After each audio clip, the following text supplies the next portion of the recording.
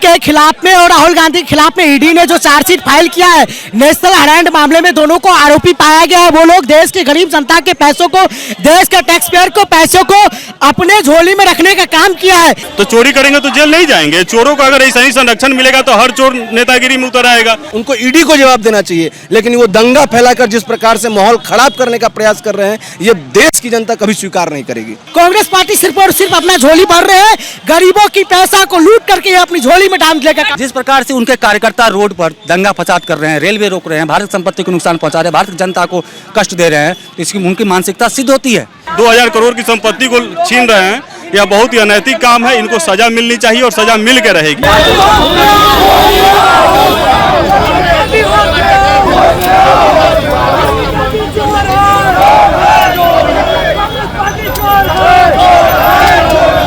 नमस्कार दोस्तों, फिर से स्वागत है आपका हारे न्यूज चैनल पे। मैं हूं आयशा यादव और आज हम लोग पटना के इनकम टैक्स चौराहे पे हैं, जहां पे बीजेपी की तरफ से सोनिया गांधी और राहुल गांधी के पुतले को जलाया गया है नेशनल हार्लेट केस में। आप लोग बताइए क्यों जला रहे हैं सोनिया गांधी और राहुल गांधी के पुतले? सोनिया गांधी के खिलाफ में और राहुल गांधी के खिलाफ में ईडी ने जो चार्जशीट फाइल किया है, नेशनल हेराल्ड मामले में दोनों को आरोपी पाया गया है। वो लोग देश के गरीब जनता के पैसों को, देश के टैक्स पेयर को पैसों को अपने झोली में रखने का काम किया है। जिस तरह से उन्होंने 70 साल में एक लूट की मशीन बनाई हुई थी, जो सिर्फ इस देश के गरीब लोगों को ठगने का काम कर रही थी, इस देश के लोगों की झोली से पैसे को गांधी परिवार के खाते में डालने का कार्य कर रही थी।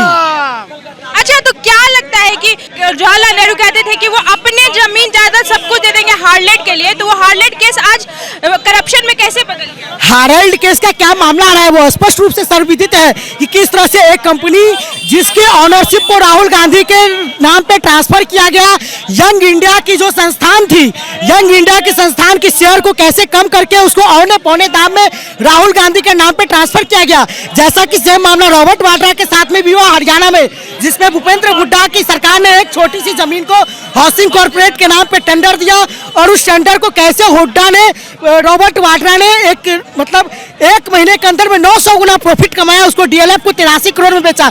इस प्रकार की स्कीम तो भाई राहुल गांधी ही ला सकते हैं। जो इंदिरा गांधी गरीबी मिटाओ की बात कर रही थी, वो आज जो कांग्रेस पार्टी है वो अपनी झोली में भरने की बात कर रहे हैं। कांग्रेस पार्टी सिर्फ और सिर्फ अपना झोली भर रहे हैं, गरीबों की पैसा को लूट करके अपनी झोली में डाल देगा। जो कांग्रेस पार्टी देश को आजादी दिलाने में सफल रही थी, उस कांग्रेस पार्टी पे इतना बड़ा इल्जाम, क्या लगता है कि कांग्रेस सच में करप्ट हो गई है? देश को आजादी दिलाने वाले हमारे जननायक महानायक थे। उन्होंने देश की आजादी में जो उन्होंने भूमिका निभाई थी, उनकी सोच विचार, उनकी विचारधारा अलग थी। ये वो असली गांधी नहीं है।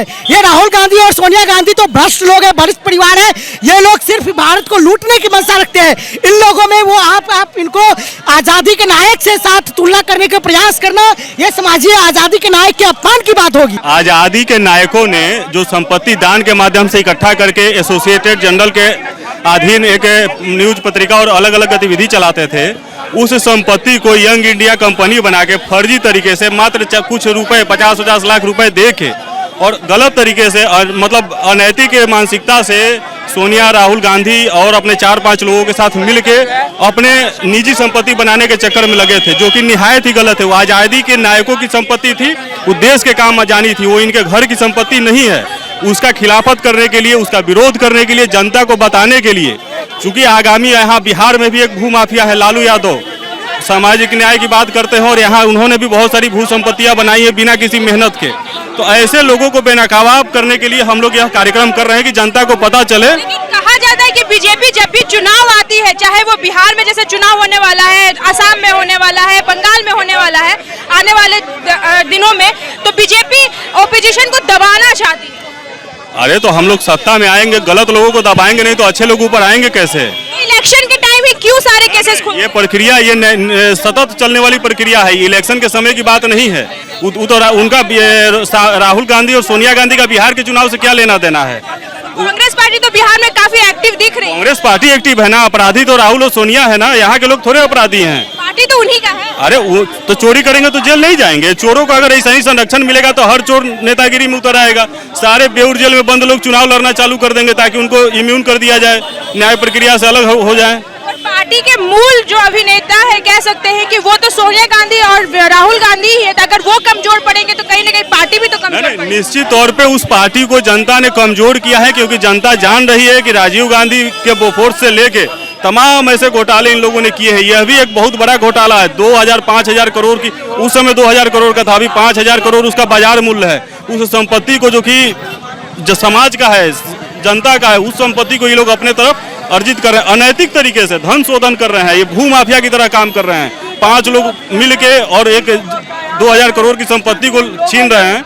यह बहुत ही अनैतिक काम है। इनको सजा मिलनी चाहिए और सजा मिल के रहेगी। विपक्ष को कमजोर करने के लिए शायद ईडी ये सारी चीजें कर रही है, इल्जाम लग रहा है कांग्रेस की तरफ। हमारे राहुल गांधी और सोनिया गांधी जो भ्रष्टाचारी किए हैं, हम अपने माननीय प्रधानमंत्री से आग्रह करते हैं कि ऐसे भ्रष्टाचारियों को जेल के सखाओं के अंदर होने चाहिए। उन्हें भारत में रहने का कोई अधिकार नहीं है। बीजेपी पूरे तरीके से तैयार है और हम चुनावी राजनीति नहीं करते हैं। हम 365 दिन समाज के बीच रहते हैं, जनता के बीच रहते हैं और जनता के बीच काम करते हैं। इसलिए चुनावी मेढक की तरह जो पार्टियां आती हैं और कांग्रेस जिस तरीके से आज प्रदर्शन की है और कांग्रेस जिस तरीके से आज रेलवे में ट्रेन के चक्का जाम करने का काम किया, सिर्फ सोनिया और राहुल को बचाने के लिए, ये कहीं से उचित नहीं है। और सिर्फ अपने घोटाले को बचाने के लिए जिस प्रकार से कांग्रेस अपने कार्यकर्ताओं का दुरुपयोग कर रही है, समाज को क्षति पहुंचाने का प्रयास कर रही है, इसलिए भारतीय जनता पार्टी लोगों को जागरूक करने का प्रयास कर रही है, बताने का प्रयास कर रही है किस प्रकार से सोनिया और राहुल ने सरकार के संपत्ति का दुरुपयोग किया है, घोटाला किया है और किस तरीके से उसको घोटाला करके अपने सिर्फ और सिर्फ अपने फायदा के लिए देश को नुकसान पहुंचाने का। कहा जा रहा है कि जो कांग्रेस पार्टी भारत को आजादी दिलाने में कामयाब रही थी, आज उस कांग्रेस पार्टी को लोग कमजोर करने की कोशिश कर रहे हैं। उनके जो मेन नेता है राहुल गांधी या सोनिया गांधी, वो अगर इस चुनाव में अगर जेल जाते हैं या फिर कोई केस होता है तो वो पार्टी कमजोर होगी। तो कांग्रेस कहीं ना कहीं कमजोर हो रही है भारत। देखिए, भारतीय कांग्रेस पार्टी को जिस प्रकार से कहा जा रहा है कि वो सिर्फ और सिर्फ व्यक्तिगत स्वार्थ में, अगर जवाहरलाल नेहरू प्रधानमंत्री बने तो उस समय कई ऐसे लोग थे, जैसे सरदार वल्लभ भाई पटेल, वो प्रधानमंत्री के उम्मीदवार थे। वैसे लोगों को, राष्ट्रवादी लोगों को प्रधानमंत्री न बनाकर जवाहरलाल नेहरू को प्रधानमंत्री बनाया गया और उन्होंने जिस प्रकार से संविधान पॉकेट में वो लोग लेके घूम रहे हैं और ये साबित करने का प्रयास कर रहे हैं कि संविधान हमेशा हम पॉकेट में लेके घूमते हैं। और संविधान को जिस प्रकार से तोड़ मरोड़ किया गया, हमेशा संविधान से जिस प्रकार से छेड़छाड़ किया गया, वो कहीं से भारत के स्वतंत्रता आंदोलन में कांग्रेस पार्टी नहीं थी, कांग्रेस के लोग नहीं थे। जो लोग सत्ता चलाए, जो लोग भी स्वतंत्रता आंदोलन में रहे हैं, उन सारे लोगों को साइड किया गया। उनको देश से कोई मतलब नहीं है, उनको समाज से कोई मतलब नहीं है, सिर्फ और सिर्फ व्यक्तिगत स्वार्थ में वो लोग जीते हैं और सिर्फ व्यक्तिगत स्वार्थ के माध्यम से करना चाहते हैं। इसी कारण से आज उनके ऊपर, सोनिया और राहुल के ऊपर अगर कोई बात ऐसी आ रही है तो सिर्फ और सिर्फ उनको बचाने का प्रयास किया जा रहा है, न कि उस घोटाले को लेकर वो उनको कोर्ट में जवाब देना चाहिए, उनको जनता के बीच जाना चाहिए, लेकिन वो बरगलाने का प्रयास कर रहे हैं। घोटाले को लेकर सोनिया और राहुल गांधी का कहना है कि वो उन लोगों ने कभी हार्लेट के प्रॉफिट को नहीं इस्तेमाल किया, ना ही उन लोगों को प्रॉफिट से कोई मतलब था। ये केस झूठा है, बीजेपी बस उन्हें दबाना चाहती है। देखिए, बीजेपी दबाना चाहती है, केस झूठा है, ये तो कोर्ट बताएगा ना। और किस प्रकार से कोर्ट ने पूरे तरीके से बताया है कि किस प्रकार से अपने पैसा का उपयोग उन्होंने यंग इंडिया कंपनी के नाम से किया। उसके बाद किस तरीके से सोनिया और राहुल गांधी ने 76% शेयर अपने नाम से किया। 2000 करोड़ रुपया का घोटाला, महज 50 लाख रुपया में 2000 करोड़ रुपए का घोटाला किया। पूरे तरीके से वो कंपनी एक्ट में है और जिस प्रकार से उन्होंने घोटाला किया है वो कोर्ट में, इस मामले को कोर्ट में है और उनको कोर्ट को जवाब देना चाहिए, उनको ईडी को जवाब देना चाहिए। लेकिन वो दंगा फैलाकर जिस प्रकार से माहौल खराब करने का प्रयास कर रहे हैं, ये देश की जनता कभी स्वीकार नहीं करेगी। जिस प्रकार से हेराल्ड केस का मामला आया तो उनको भारत के संविधान का, भारत के कोर्ट का, संविधान का, दोनों का सम्मान करते हुए कोर्ट के शरण में जाना चाहिए। जिस प्रकार से उनके कार्यकर्ता रोड पर दंगा फसाद कर रहे हैं, रेलवे रोक रहे हैं, भारत की संपत्ति को नुकसान पहुंचा रहे हैं, भारत की जनता को कष्ट दे रहे हैं, तो इसकी उनकी मानसिकता सिद्ध होती है। वो भारत के संविधान को, भारत के कोर्ट को कभी नहीं मानते हैं और ये भारत की जनता सब देख रही है।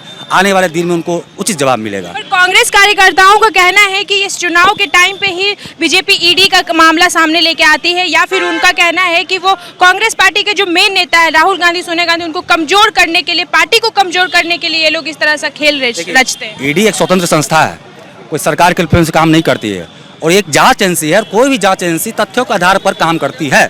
उसके पास तथ्य में ये चीज़ प्रमाण में है कि हेराल्ड की 2000 करोड़ की संपत्ति यंग इंडियन संस्था के माध्यम से, जिसका major share stake holder Congress के युवराज राहुल गांधी और महारानी सोनिया गांधी हैं, इन्होंने मात्र 50 लाख रुपए में खरीदा, 2000 करोड़ रुपए की तन्मिता पकड़ाई, तो निश्चित रूप से वो कोर्ट ने उसको आरोप गठित किया और उनको सजा मिलनी तय है। तो देख सकते हैं किस तरह से आज बीजेपी ने पटना के इनकम टैक्स पे प्रदर्शन किया है हार्लेट केस को लेकर के कांग्रेस के खिलाफ।